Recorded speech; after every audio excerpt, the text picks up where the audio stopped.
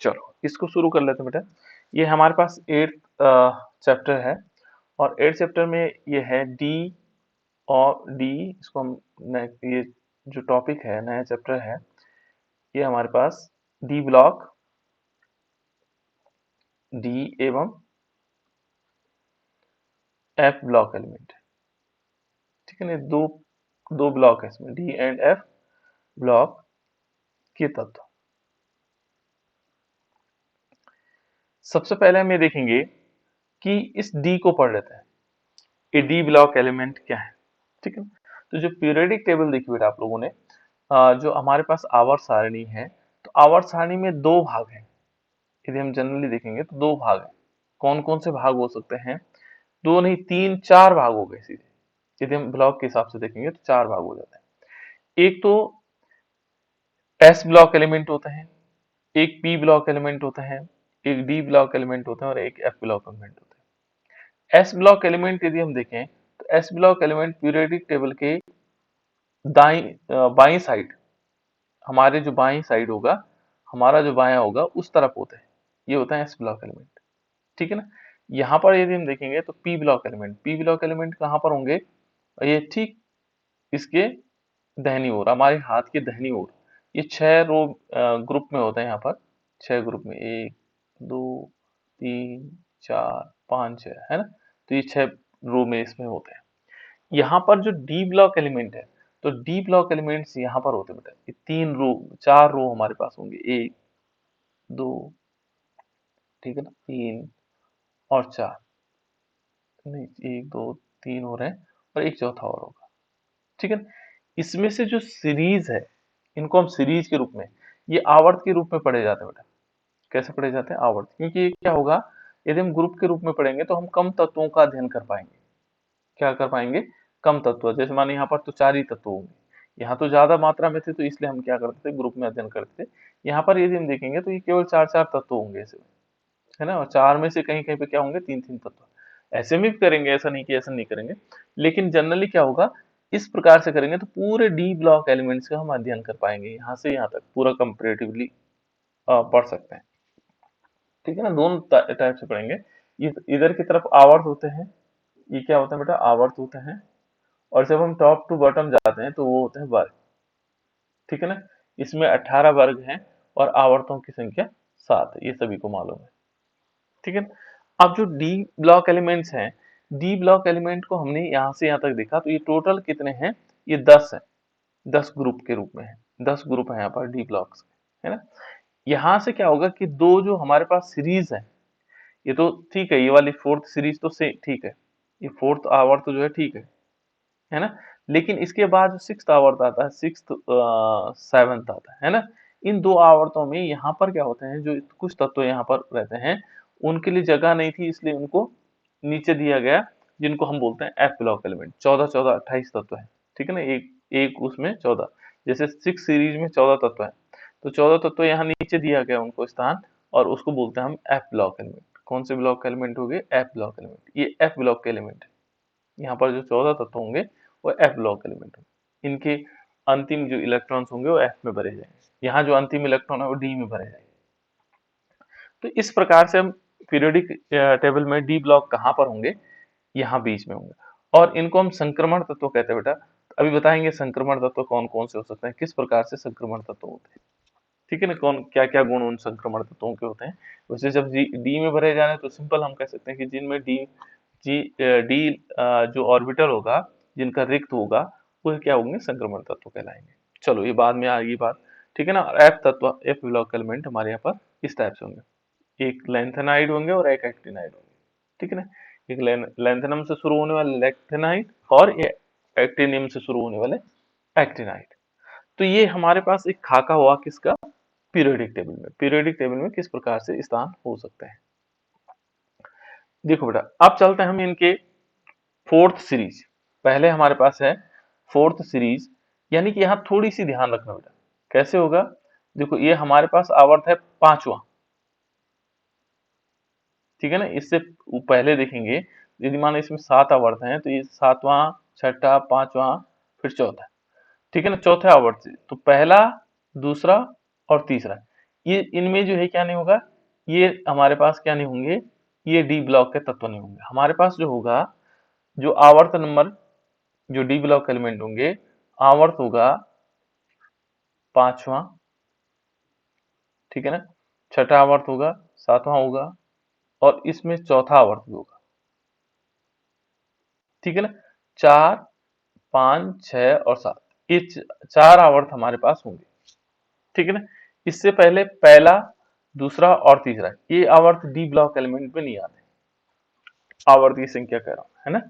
तो यहाँ पर सबसे पहला नियम क्या है बेटा इसमें, कि पहले हम फोर्थ सीरीज को देखते हैं, फोर्थ जो पीरियड्स दिख रहे हैं ना, आवर्त संख्या 4। तो आवर्त संख्या जो 4 है, इसमें कौन कौन से तत्व होंगे, ठीक है ना। इसका तरीका अलग अलग है, कई लोगों ने अलग अलग तरीके से बताया।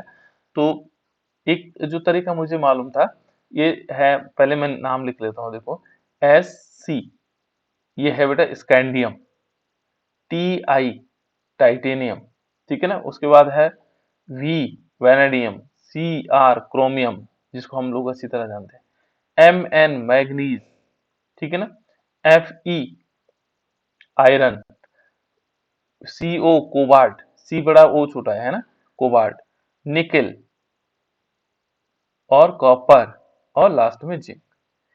ये है बेटा हमारे पास, जो हमारे पास कौन सा आवर्त संख्या 4 है। इस आवर्त संख्या 4 में ये तत्व मिलते हैं, ठीक है ना। और इसको जो याद करने का तरीका ये है, ये है शक्ति, ये देखो शक्ति, ये आ गया शक्ति, ये शक्ति हो गया, है ना। ये वक्र हो गया, VCR वक्र, और मन हो गया। इसको इस टाइप से भी लिखा गया था, शक्ति वक्र मन, क्या कर सकते हैं हम, ये ऐसे लिख सकते हैं, शक्ति, ऐसे याद रखने के लिए, है ना, वैसे नियम नहीं है, वक्र मन, है ना। और देखो ये है, इसको पढ़ेंगे दोनों को एक साथ, फीको, फीको, निकू, निकुजन। देखो, इसको एक याद करने के लिए, शक्ति वक्र मन फीको निकोजन, है ना। तो इसको हम इस टाइप से याद रखते हैं, लेकिन तब तो हमें ये से याद होने चाहिए। जैसे देखो, scandium, titanium, vanadium, chromium, manganese, ferrous, cobalt, nickel, copper और जिंक, ठीक है ना। इसको हम ऐसे भी याद कर सकते हैं, फीको निकोजन और सॉरी शक्ति वक्रमन और फीको निकोजन, ठीक है ना। इस टाइप से हम याद रख सकते हैं, ठीक है ना। ये अपना तरीका है, किस टाइप से आप लोग किस टाइप से याद करते हैं, ये आप पे डिपेंड करता है। देखो बेटा, यहाँ पर क्या होगा, यदि हम इसका इलेक्ट्रॉनिक विन्यास देखते हैं, केवल इस सीरीज का, यदि पूरे डी ब्लॉक का देखना है, मान लीजिए हमने डी ब्लॉक का देखना, तो डी ब्लॉक, पूरे डी ब्लॉक के लिए यदि हम कॉन्फ़िगरेशन देखेंगे, तो यहाँ पर क्या होगा, n-1, ठीक है ना, n-1, और ये क्या होगा, इसमें आएगा D1 to 10, 1 से लेकर के 10 तक होंगे, पूरे उसके लिए आएगा, ये सामान्य जनरल फॉर्मूला है ना। और यहाँ पर आएगा NS, और ये आएगा 1 to 2, 1 से लेकर के 2, ये पूरे उसके लिए है, जितने डी ब्लॉक एलिमेंट्स हैं। लेकिन इस सीरीज के लिए यदि हम देखेंगे, तो इसके लिए क्या आएगा, n-1, n-1 का मतलब यहाँ n के लिए क्या वैल्यू होगी, पहले n निकालते हैं, n-1 के लिए यहाँ पर क्या होगा, n की वैल्यू, देखो बेटा n की वैल्यू यहाँ पर ये चौथा आवर्त है, तो यहाँ पर आएगा 4-1, ठीक है ना।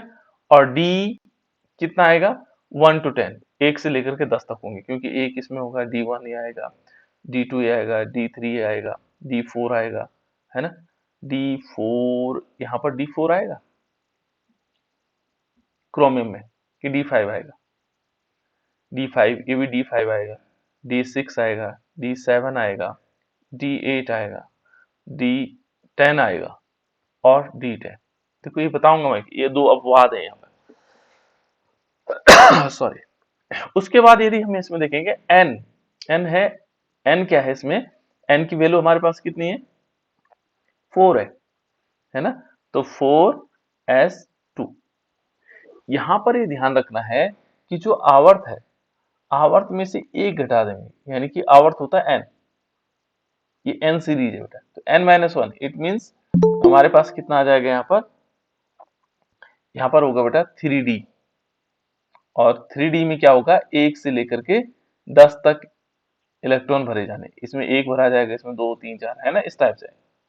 और इसमें देखेंगे तो ये आएगा 4s2, देखो 4s2 आएगा।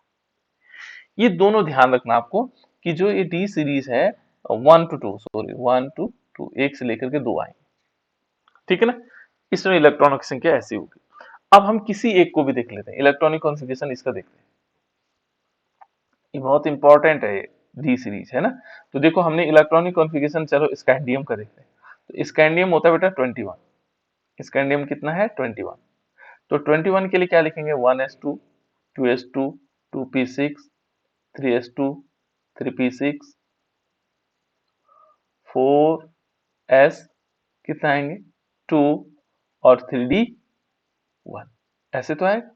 देखो ये 10 हो गए, 20 हो गए और 21 हो गए। तो इसका मतलब क्या हो रहा है, इसमें 1 भरा जा रहा है, ठीक है ना। पहले एस में भरे जा रहे हैं, देखो एस में भरे जा रहे हैं और उसके बाद डी में भरे जा रहे हैं। ये बहुत इंपॉर्टेंट है, इस पे बहुत बड़ा डिस्कशन है इस चैप्टर में, है ना। देखो पहले बाहर बाहर भरे जा रहे हैं, उसके बाद अंदर भरे जा रहे हैं इलेक्ट्रॉन। पहले क्या हो रहे हैं, बाहर भरे जा रहे हैं इलेक्ट्रॉन और फिर अंदर भरे जा रहे हैं। पहले बाहर जाके इलेक्ट्रॉन भर लिए, फिर अंदर आ रहे हैं, क्योंकि तीसरा ऑर्बिटर जो ऑर्बिटर होगा वो अंदर की ओर होगा। तो इस प्रकार से क्या होगा बेटा, स्कैंडियम का इलेक्ट्रॉनिक कॉन्फ़िगरेशन ये हो गया। क्लियर, इतनी बात समझ में आ गई, इतनी बात समझ में आ गया बेटा। इस सीरीज का जो इलेक्ट्रॉनिक कॉन्फ़िगरेशन होगा वो क्या होगा, 3D में 1 से लेकर 10 भरे जाएंगे और 4s में कितने भरे जाएंगे, 2 भरे जाएंगे। ये तरीका है इसका। क्लियर, पहले s में पूरे भर दिए, है ना। 1 to 2 भी कर सकते हैं बेटा, 1 to 2, क्योंकि मैग्नीज में ऐसा होगा, है ना, क्रोमियम में ऐसा होगा, एक आएगा और उसके बाद इस तरह आएगा। ठीक, क्लियर हो गया। ये तो हो गया हमारे पास कौन सी वाली सीरीज, जिसको हम क्या कहते हैं, फिफ्थ सीरीज, फोर्थ सीरीज, है ना, फोर्थ पीरियड्स हो गया। अब आवर्त संख्या हमारे पास 5, पांचवें आवर्त में कौन कौन से तत्व होंगे, पहले मैं एक बार इन तत्वों को जान लेते हैं कौन कौन से।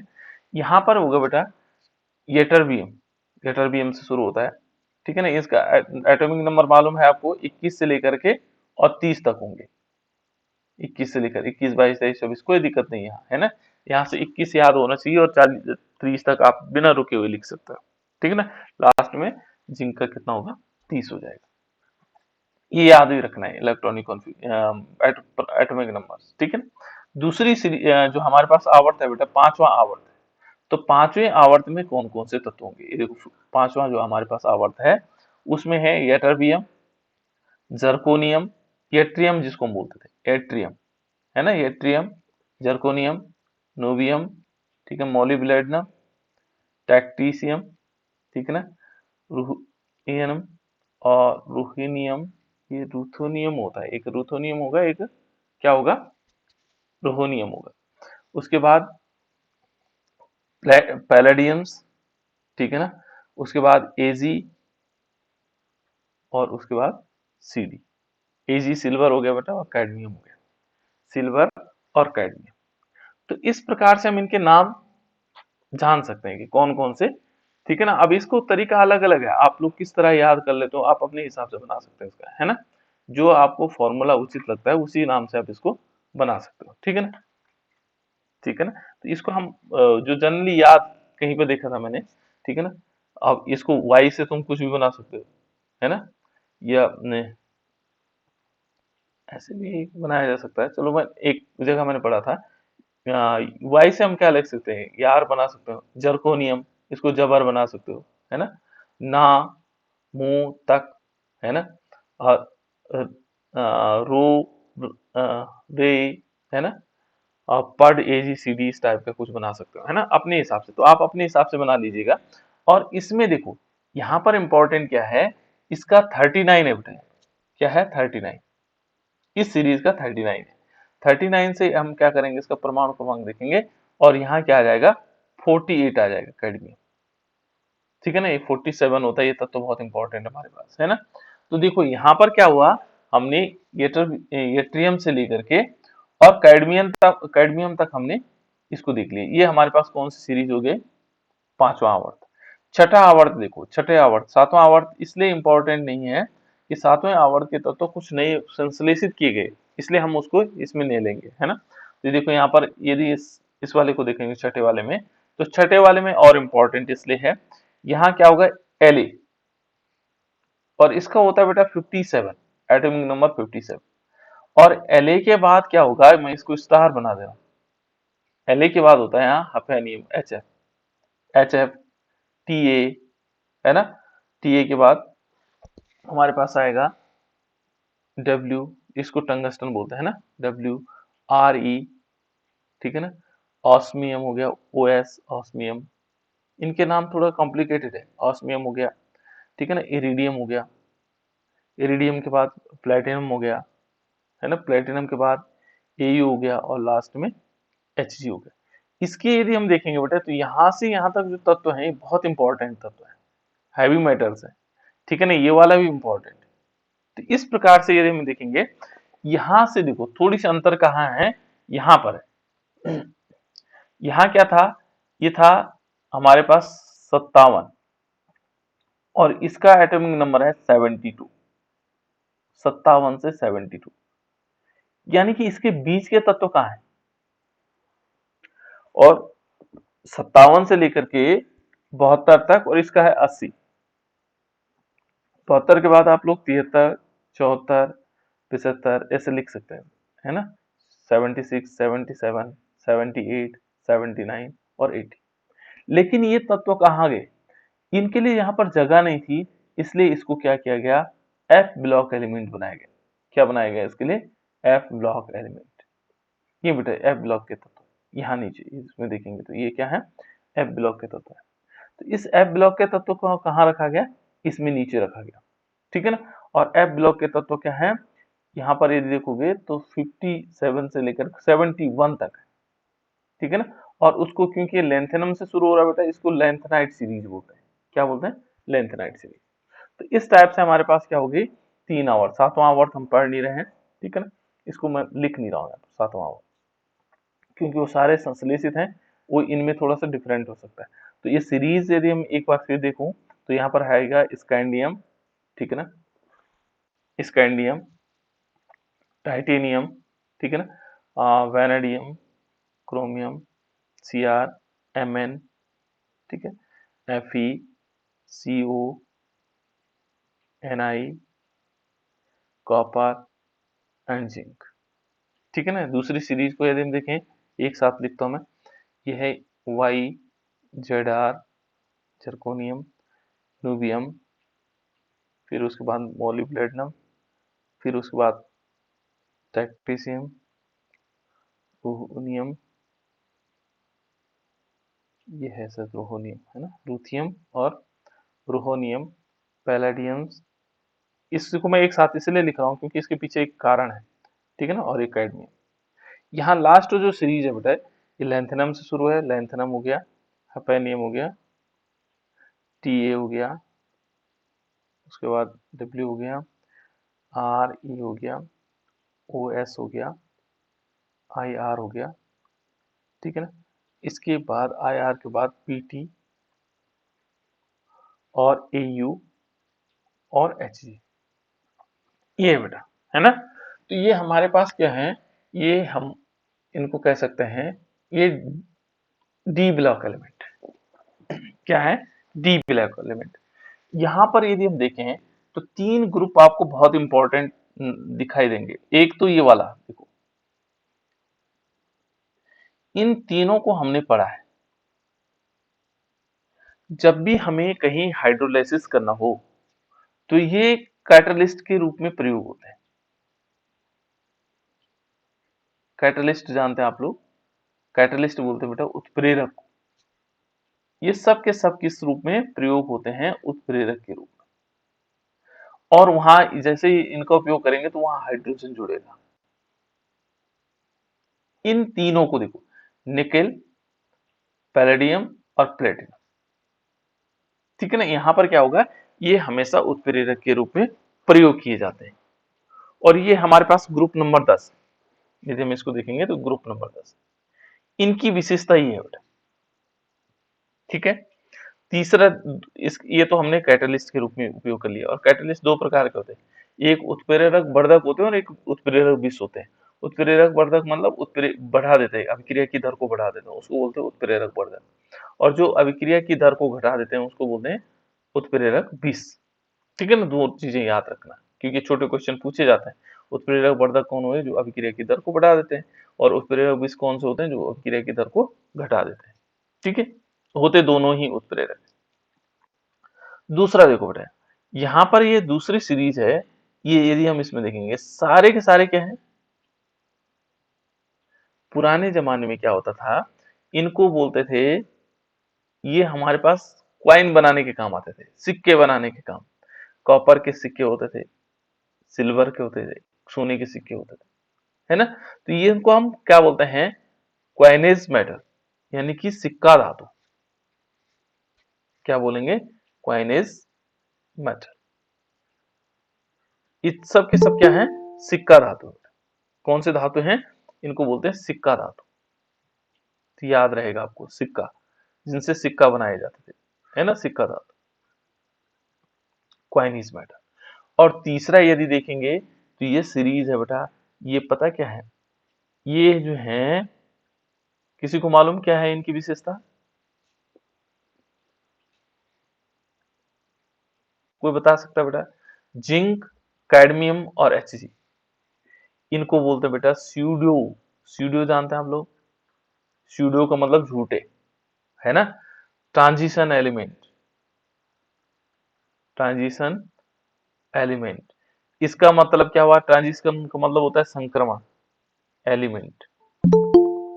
ठीक है बेटा, ये क्या होगा, यदि हम इसको देखेंगे तो ये क्या है, डी, यहाँ ये संक्रमण तत्व नहीं है, ये किसके अंतर्गत नहीं आते हैं, संक्रमण तत्व के अंतर्गत नहीं आते हैं, ये संक्रमण तत्व नहीं है।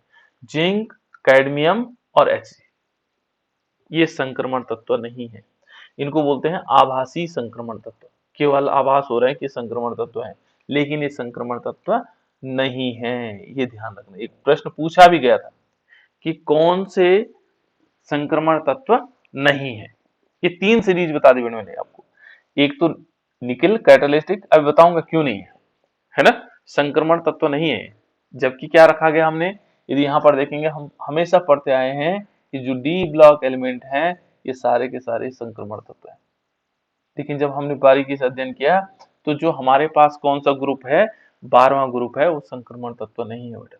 ये क्वेश्चन कई बार पूछा भी गया, बोर्ड एग्जाम में पूछा गया कि जो डी ब्लॉक में जिंक, कैडमियम और एचजी संक्रमण तत्व के अंतर्गत नहीं आते हैं, क्यों नहीं आते। ठीक है ना, तो अब हम थोड़ी सी पढ़ लेंगे, इनको पढ़ लेते हैं कि संक्रमण तत्व किसे कहते हैं। ठीक है ना, तो पहले संक्रमण तत्व जाने, या संक्रमण तत्व क्यों नहीं है। दोनों एक ही क्वेश्चन, दोनों एक ही जवाब हो सकते हैं इसके, है ना। तो पहले हम इसको पढ़ लेते हैं, जो हमारे पास सूडो, जिसको हम बोलते हैं सूडो ट्रांजिशन एलिमेंट या आभासी संक्रमण तत्व। आभासी, सॉरी, ये आभासी ऐसे जैसे भी लिखना चाहोगे, है ना, आभासी संक्रमण तत्व। ठीक है ना, ये आभासी संक्रमण तत्व, इसको हम बोलेंगे स्यूडो। स्यूडो का मतलब होता है बेटा झूठे, है ना, स्यूडो, है ना, transition element, transition element, pseudo transition element. तो स्यूडो ट्रांजिशन एलिमेंट क्यों कहा जाता है, कौन कौन से हैं, तो ये हमारे पास तीन हैं, और वो कौन कौन से हैं, जिंक, कैडमियम और एचजी।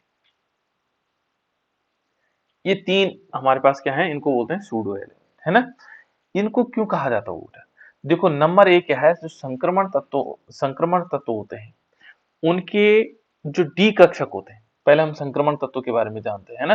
संक्रमण तत्व क्या होते हैं, यहाँ पर मैं लिख रहा हूँ संक्रमण तत्व।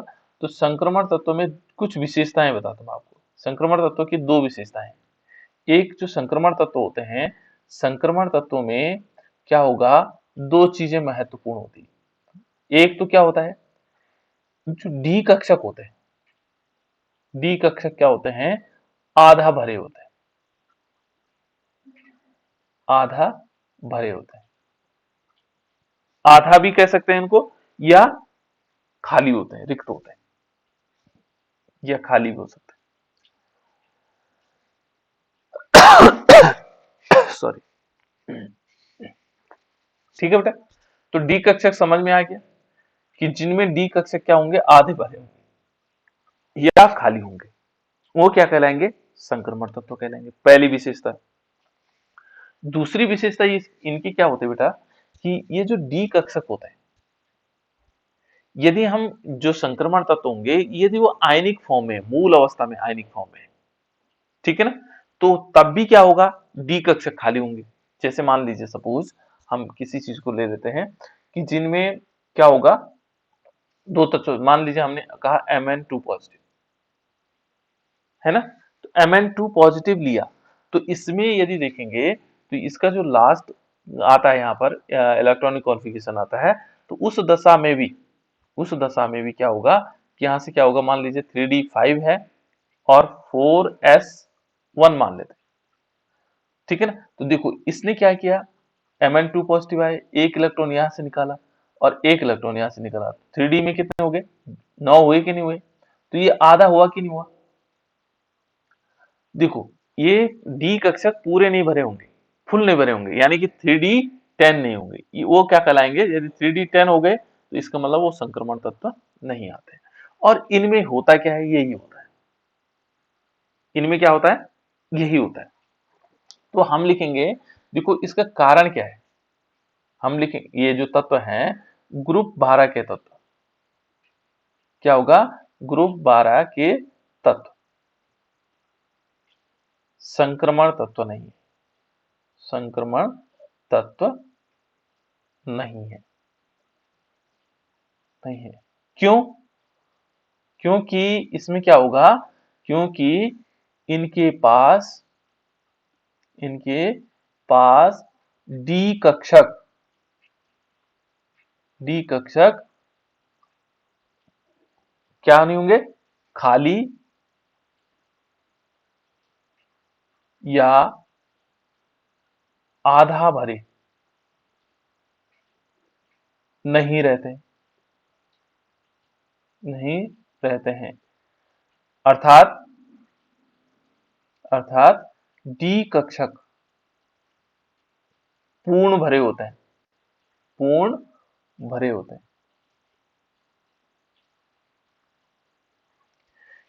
दूसरा, इनकी ये क्या होंगे बेटा, देखो संक्रमण तत्व रंगीन होते हैं, संक्रमण तत्व क्या होते हैं, कलर्ड होते हैं, ये रंगीन होते हैं, रंग होता है इनमें, संक्रमण तत्वों में, है ना। और वो कारण क्या होता है, इलेक्ट्रॉन के कारण होता है ना। देखो दूसरे विशेषताएं क्या है, डी कक्षक होते हैं, ठीक है ना। इनकी आयनिक अवस्था में, ये आयनिक अवस्था में भी, आयनिक अवस्था में भी डी कक्षक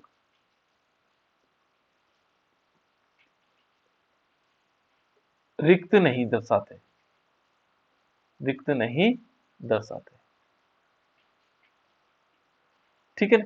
इनमें डी कक्षक क्या नहीं होंगे, जब वो आयनिक आयनिक अवस्था में होंगे तभी वो खाली नहीं होंगे। तीसरा इसकी विशेषताएं क्या होगी, यदि हम तीसरे पॉइंट को देखेंगे तो ये रंगहीन होते हैं, कैसे होते हैं, कलरलेस होते हैं, ठीक है ना। ये क्या होते हैं, ये रंगहीन होते हैं, कैसे होते हैं, रंगहीन, रंगहीन होते हैं। जबकि क्या है, जबकि संक्रमण तत्व ये वहां पर आ सकते हैं, जबकि संक्रमण तत्व संक्रमण तत्व रंगीन होता है, कलर्ड होता है, ये कलर होते हैं, ये आप डिफरेंस होते हैं, ठीक है ना। ये तीन विशेषताएं याद रखनी बेटा। एक तो क्या है, एक तो पहला क्या होगा, यहां पर देखो इसमें तीन चीजें हमारे पास आ गई। एक क्या होगा कि जो 12th ग्रुप एलिमेंट हैं, 12 ग्रुप के तत्व हैं, ठीक है ना, एक तो संक्रमण तत्व नहीं होते हैं, ठीक है ना। दूसरा क्या होगा, क्योंकि इनके पास क्या नहीं होते हैं, डी कक्षक खाली नहीं होते हैं, आधा भरे होते हैं, ठीक है। अब देखो यहां पर हम एक एक करके समझते हैं उनको क्या क्या कंडीशंस होगी पहले हम देखते हैं जिंक को। देखो बेटा, जिंक हमारे पास Zn को यदि हम देखें, एक मिनट है,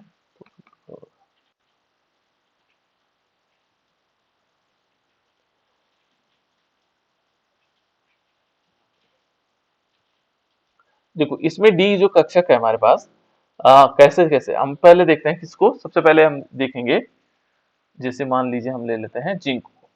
जिंक को हम कह रहे हैं ये क्या नहीं है, संक्रमण तत्व नहीं। तो जिंक को ले लेते हैं। तो जिंक को यदि हम देखते हैं इसका इलेक्ट्रॉनिक कॉन्फ़िगरेशन देखो, 1s2 2s2 2p6 3s2 3p6 4s2 और 3d कितना होगा बेटा, 10 होगा। देखो इसकी बाह्यतम कक्षा जो डी कक्षक है, एक तो ये पूर्ण भरा हुआ है, क्या भर रखा है, पूर्ण भरा हुआ है। इसमें कोई डी कक्षक खाली नहीं है, इसलिए संक्रमण तत्व नहीं। दूसरा, यदि हम Zn2 पॉजिटिव के रूप में देखते हैं, माना हमने Zn2 पॉजिटिव लिया बेटा, ये आएगा बेटा इलेक्ट्रॉनिक कॉन्फ़िगरेशन Zn2 पॉजिटिव आएगा। मैं बता रहा हूँ बोर्ड परीक्षा में, ठीक है ना। Zn2 पॉजिटिव इलेक्ट्रॉनिक कॉन्फ़िगरेशन आएगा। अब क्यों आएगा मैं बता रहा हूँ, ठीक है ना। पहले तो देखेंगे जिंक का इलेक्ट्रॉनिक कॉन्फ़िगरेशन देखा तो आपने इसमें देखा, इसमें जो डी ऑर्बिटल्स हैं ये पूर्ण भरा हुआ है।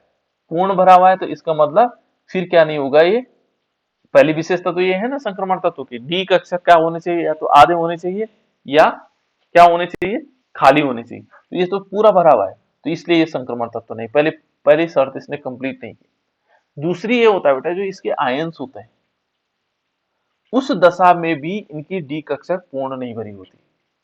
किस दशा में, जब वो क्या होंगे, आयन के फॉर्म में रहते हैं। अब Zn2 पॉजिटिव का इलेक्ट्रॉनिक कॉन्फ़िगरेशन क्या होगा, इलेक्ट्रॉन कहां से निकलते हैं बेटा, बताओ मुझे, बताओ जल्दी से बताओ, मैंने बताया हुआ है इलेक्ट्रॉन अंतिम हमेशा, है अंतिम कोश से। बिल्कुल अंतिम कोश। इसमें अंतिम कोश कौन सा है, 4s वाला सर। बिल्कुल देखो, यहां से नहीं इलेक्ट्रॉन निकलेंगे, ध्यान रखना, इलेक्ट्रॉन निकलेंगे यहां से। और कितने पॉजिटिव हैं, दो पॉजिटिव, दो इलेक्ट्रॉन निकलेंगे, कहां से निकलेंगे, इस वाले से निकलेंगे, ये ध्यान रखिएगा। तो यहाँ पर क्या आएगा, 1s2, ठीक है ना, 2s2 2p6 3s2 3p6 4s क्या होगा, 0 हो जाएगा, है ना, यहाँ से इलेक्ट्रॉन निकल के। और 3d कितने हो जाएंगे, 10 हो जाएंगे। अब इस दशा में भी जब वो आयनिक फॉर्म में है, उस दशा में भी इसके डी ऑर्बिटल खाली नहीं है। यदि उस दशा में भी होते तो तब भी ये संक्रमण तत्व के अंतर्गत आता। तो न तो इसके परमाणुक रूप में है और न उसके आयनिक रूप में है डी कक्षक खाली। तो इसलिए क्या है, ये संक्रमण तत्व नहीं है, ये क्या नहीं होगा, संक्रमण तत्व के अंतर्गत नहीं आता है। और ध्यान रखना बेटा, इसमें कलर भी नहीं आएगा। कलर क्यों नहीं आएगा, इसके पास अयुग्मित इलेक्ट्रॉन नहीं है। यदि हम Zn एक पॉजिटिव भी लेते तब भी एक इलेक्ट्रॉन इससे निकलेगा, डी ऑर्बिटल तब भी खाली नहीं है। तो इस प्रकार से उन्होंने कहा कि जो तीन तत्व हमारे पास हैं, जो 12 समूह के तत्व हैं, ये सब में यही स्थितियां आती हैं। कैडमियम में भी यही स्थिति आएगी, मरकरी में भी यही स्थिति आएगी, ठीक है ना। तो जो जिंक, कैडमियम और Hg हैं, इसलिए ये संक्रमण तत्व नहीं है कि इनके पास डी कक्षक खाली नहीं है, भरे हुए नहीं है। दूसरा, ये क्या नहीं होते हैं, इनके आयनिक फॉर्म में भी डी कक्षक खाली नहीं रहते हैं। ये कोई रंग नहीं देते हैं, ये रंगहीन होते हैं, इसलिए इनको किससे अलग किया गया, संक्रमण तत्व नहीं है। कारण आप समझ गए होंगे, इन तीन कारणों के कारण ये जो है संक्रमण तत्व नहीं है, ठीक है, जो संक्रमण तत्व होते हैं, ठीक है। तो इस टाइप से बेटा इसको हमने ढंग से देख लिया होगा, इससे एक क्वेश्चन आया हुआ है बोर्ड में, इसलिए मैंने इस पर थोड़ा जोर दिया। नेक्स्ट है बेटा परमाणु त्रिज्या। परमाणु त्रिज्या, ये आप लोग अच्छी तरह जानते हैं परमाणु त्रिज्या। परमाणु त्रिज्या के बारे में हमने पढ़ा भी है। किसे कहते हैं बेटा परमाणु त्रिज्या, हम यहाँ पर देखेंगे परमाणु त्रिज्या क्या हो सकती है। परमाणु त्रिज्या, यदि हम परमाणु त्रिज्या के बारे में पढ़ेंगे तो परमाणु त्रिज्या क्या किस प्रकार से हो सकती है। परमाणु त्रिज्या जानते हैं आप लोग कि कोई परमाणु हमारे पास है, ये परमाणु है, और इस परमाणु में देखेंगे ये जो नाभिक से लेकर के, नाभिक से लेकर के और अंतिम कक्षा की जो डिस्टेंस है वो उसकी त्रिज्या कहलाती है, ठीक है ना। और हमने जो पढ़ा था, कैसे पढ़ा था कि दो परमाणुओं के नाभिकों के बीच की दूरी का आधा यदि हम कर दें तो उसकी त्रिज्या कहलाई, क्योंकि परमाणु को ऐसा नापना बहुत मुश्किल का काम के अंतिम कक्षा में उपस्थित इलेक्ट्रॉन को नापना बहुत मुश्किल है। तो हम क्या करते हैं, दो नाविकों के बीच की दूरी का आधा उसकी परमाणु त्रिज्या कहलाता है। ठीक है बेटा। अब देखो ये बहुत महत्वपूर्ण है अन्य चीजों से। हमने अभी तक पढ़ा, जैसे हम पढ़ रहे थे कि इसमें lithium, beryllium, boron, carbon, nitrogen, oxygen, fluorine, है ना, ऐसा पढ़ा था हमने। तो हमने देखो हम बाएं से जब दाएं जा रहे थे तो परमाणु त्रिज्या क्या हो रही थी बेटा, बताओ जी। इनमें जैसे एस ब्लॉक एलिमेंट में क्या हो रहा था, परमाणु त्रिज्या क्या हो रहा कम। है? बिल्कुल, बहुत बढ़िया। किसने बताया? सौरभ ने। बहुत बढ़िया बेटा, है ना।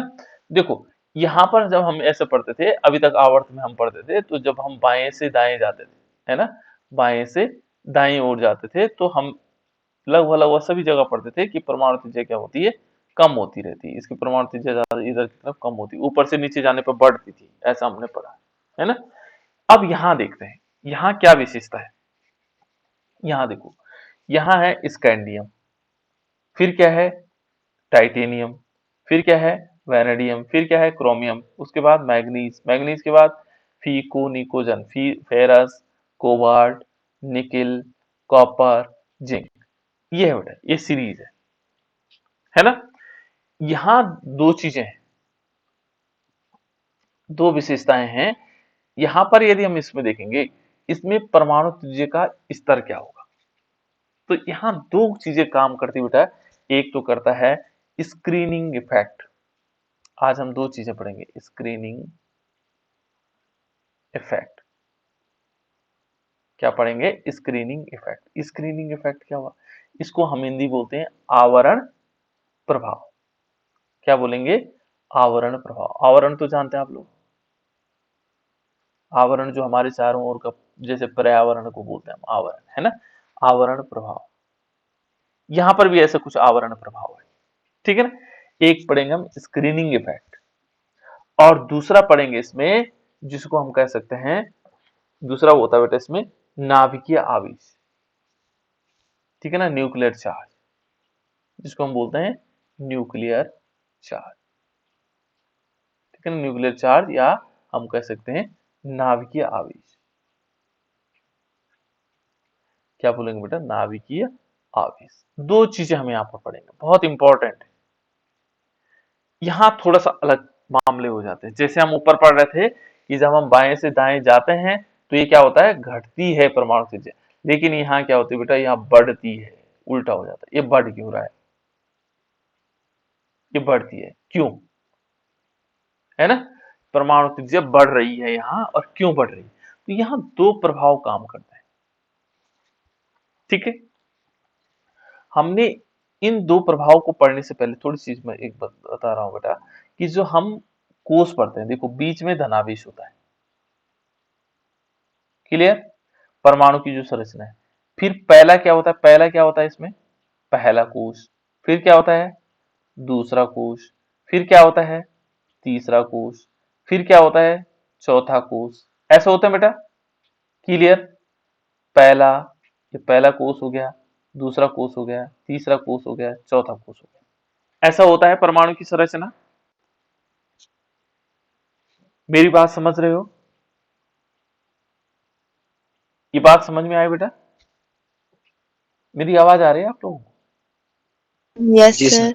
हाँ, ये पहला कोष हुआ बेटा, ये दूसरा कोष हुआ, तीसरा कोष हुआ, चौथा कोष हुआ, है ना। ये बाहर की तरफ देखो, बाहर की तरफ कौन है, बड़ा कोष है, 4 नंबर वाला। ये 3 नंबर वाला बाहर है, 2 नंबर वाला बाहर है, ये 1 नंबर वाला सबसे अंदर है। यहां पर क्या होगा, इस वाली सीरीज में, यानी कि जो हमारे पास क्या होगा, इसको बोलते हैं हम कौन सी वाला, चौथा आवर्त।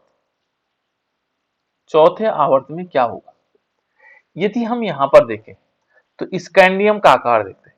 तो स्कैंडियम का आकार किस प्रकार से है, इसका इलेक्ट्रॉनिक विन्यास देखते हैं स्कैंडियम का 21। तो यह इसका इलेक्ट्रॉनिक विन्यास है 1s2, 2s2, 2p6, 3s2, 3p6, 4s2 और 3d1। क्लियर? इतनी बात समझ में आ गई बेटा? देखो ये आवर्त चौथा है।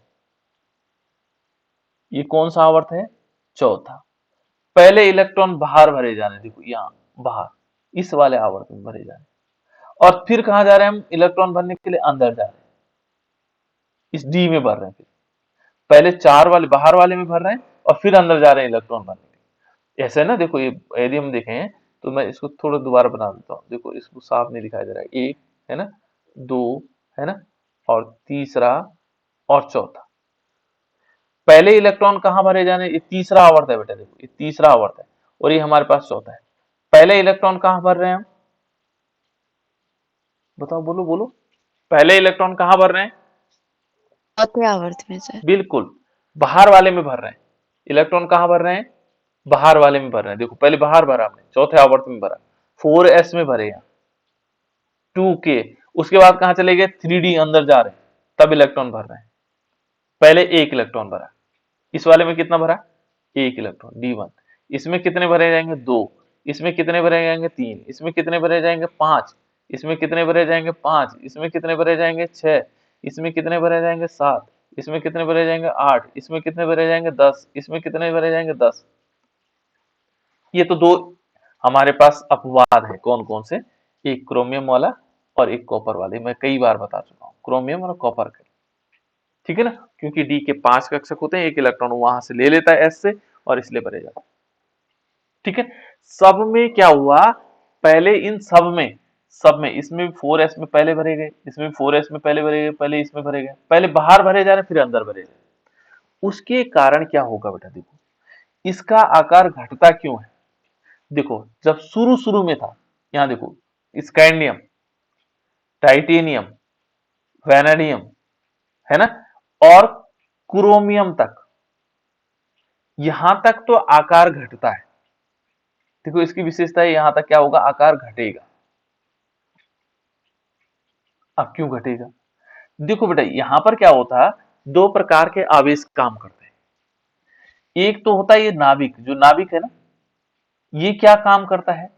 देखो ध्यान से समझना बेटा, ये बहुत इंपॉर्टेंट है। ये है न्यूक्लियर चार्ज, जिसको बोलते हैं हम नाभिकीय आवेश।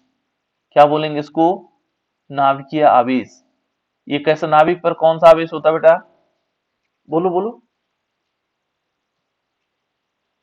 नाभिक पर कौन नाभिक सा? है। है? नाभिक। बिल्कुल, बहुत सुंदर बेटा। यहां पर ये धनावेश है, इसमें क्या है? पॉजिटिव चार्ज है। और इलेक्ट्रॉन पे कौन सा आवेश होता है? ऋणावेश है। बिल्कुल, इलेक्ट्रॉन पे ऋणावेश।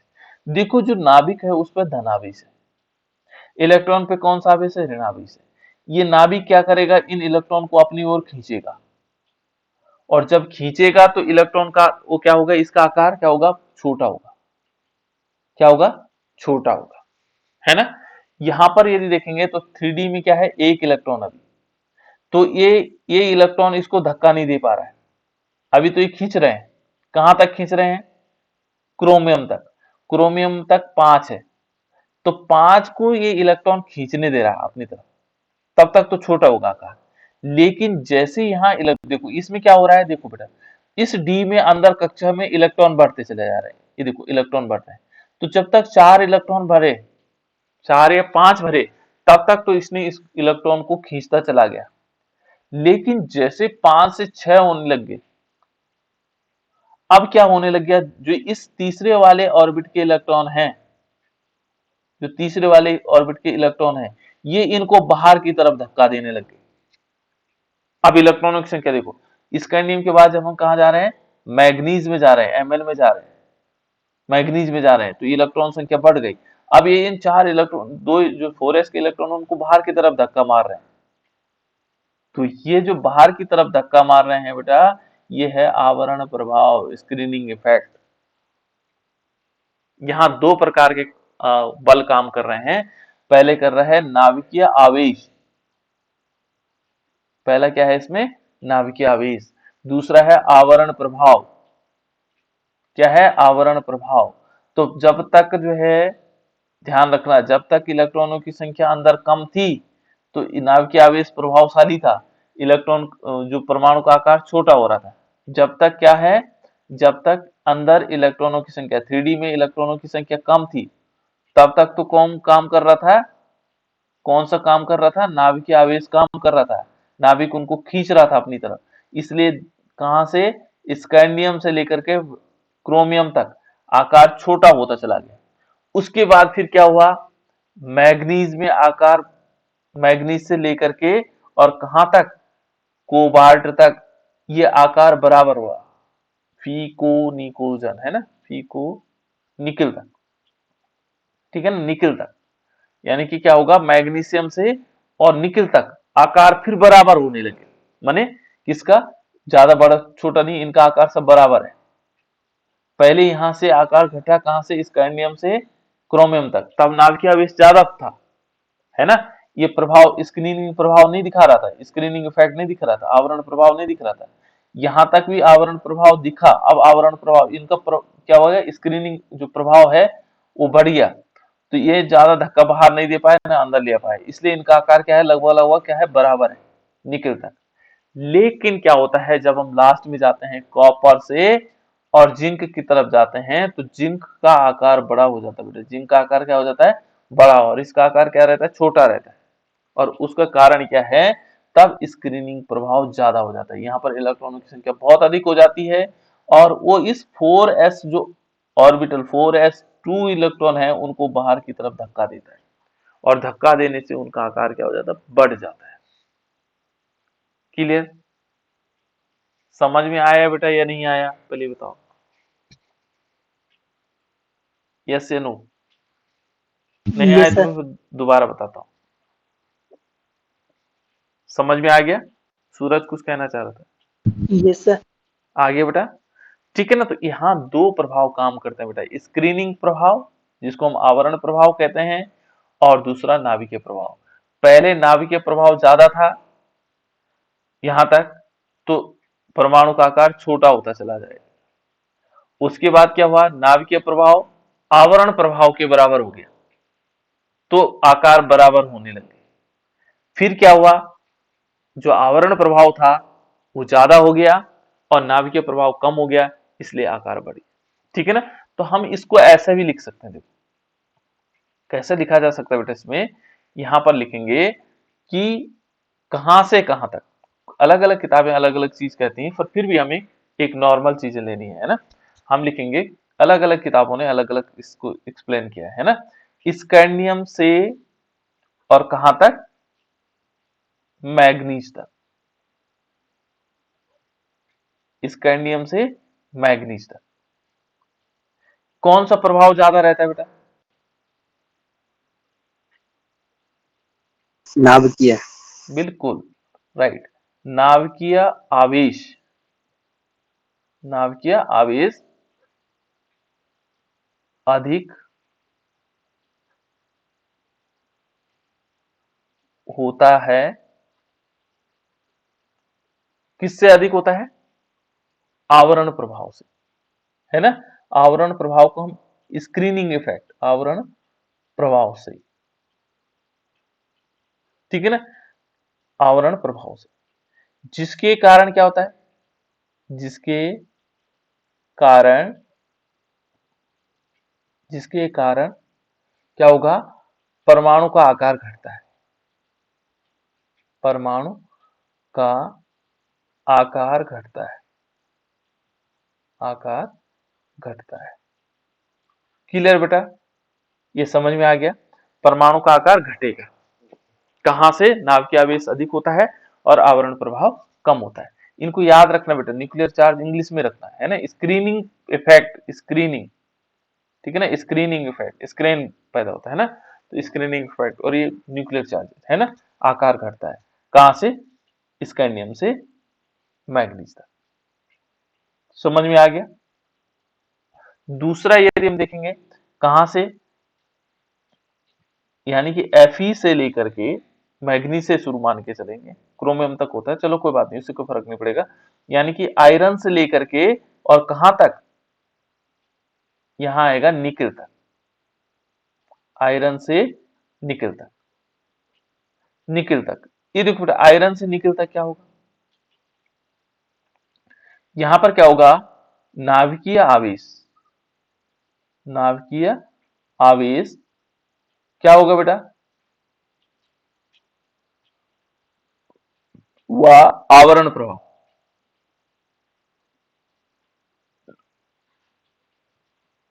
क्या होना चाहिए? क्या होगा बेटा इसमें? दोनों बराबर होते हैं। दोनों क्या होंगे? दोनों बराबर होंगे। ये आवरण जो आवेश, आवरण जो प्रभाव है उसका मान और नाभिकीय आवेश दोनों बराबर होंगे, तो उससे क्या होगा?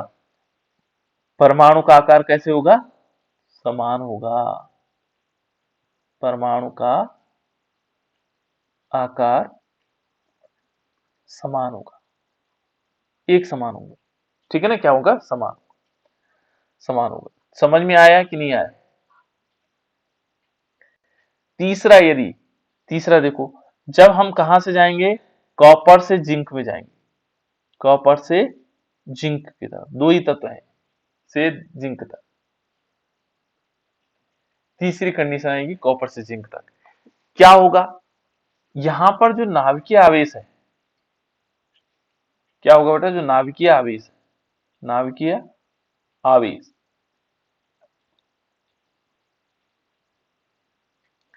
का प्रभाव, इसका जो प्रभाव होगा आवरण प्रभाव से, का प्रभाव यहां कॉमा करके आवरण प्रभाव से कम होता है।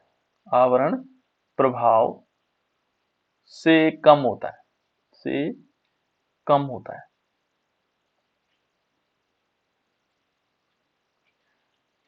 ठीक है ना? नाभिकीय आवेश क्या हो गया? का प्रभाव कम हो गया। आवरण प्रभाव का क्या हो गया? देखो, नाभिकीय आवेश का प्रभाव आवरण प्रभाव से कम होता है, जिसके कारण क्या होगा? जिसके कारण, जिसके कारण अब वो जब धक्का देने लगेगा बाहर, जिसके कारण परमाणु का आकार बढ़ता है। ठीक है ना? परमाणु का आकार बढ़ता है, बढ़ता है। ये बहुत इंपॉर्टेंट है, बढ़ता है। तो इसका मतलब क्या हुआ? जब हम स्कैंडियम से शुरुआत की और जिंक तक गए, तो उससे क्या हुआ? परमाणु का आकार क्या हुआ? घटा। ठीक है ना? क्योंकि इसका आकार थोड़ा बड़ा था, तो बड़ा हुआ, तो फिर क्या हुआ? कुछ टाइम तक तो सॉरी, बढ़ा, हम गलत कह रहे हैं, बढ़ता है, गलत हो गया था, देखा? ऐसे होता बेटा, है ना? यहाँ तो स्कैंडियम से शुरू हमने किया। स्कैंडियम से जब हम शुरू करेंगे तो स्कैंडियम से कहां तक घटेगा? स्कैंडियम से मैंगनीज तक घटेगा। ठीक है ना? और मैंगनीज के बाद फिर बराबर होगा, और फिर लास्ट में क्या होगा? बढ़ेगा। तो यहां से यहां जाने में क्या हुआ?